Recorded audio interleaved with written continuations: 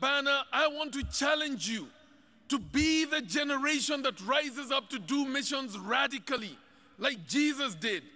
Already there are those breakaway movements, as we see in Shane and in the likes of Scott Bessenecker, and organizations like Servant to Asia's Urban Poor. New movements that are seeking to move into the slums and the favelas and the broken places of this world and to live alongside the poor. I read Scott's book, The New Friars, and his more recent book, How to Inherit the Earth. It's available in the bookstore, and they blew me away. They're called to radical mission. God is doing a new work, and He's already stirring the waters, and a new generation of missionaries is arising. The question today is, will you be that radical missionary? Our generation, my generation, sought to be faithful in the best way we knew how.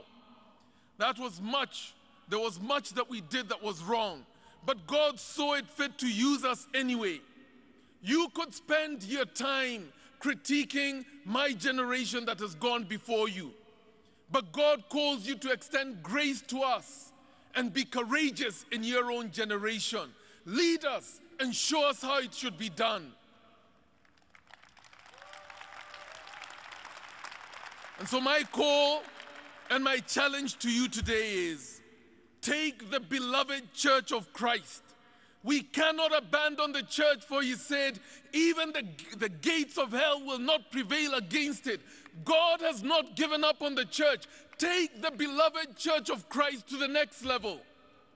The baton is being passed into your hands. Within 10 and 15 years, you will be the leaders of the Christian movement. You will be the mission pastors. You will be the pastors of our churches. You will be the missionaries on the field. You will be the board members of the mission organizations. Take us to the next level.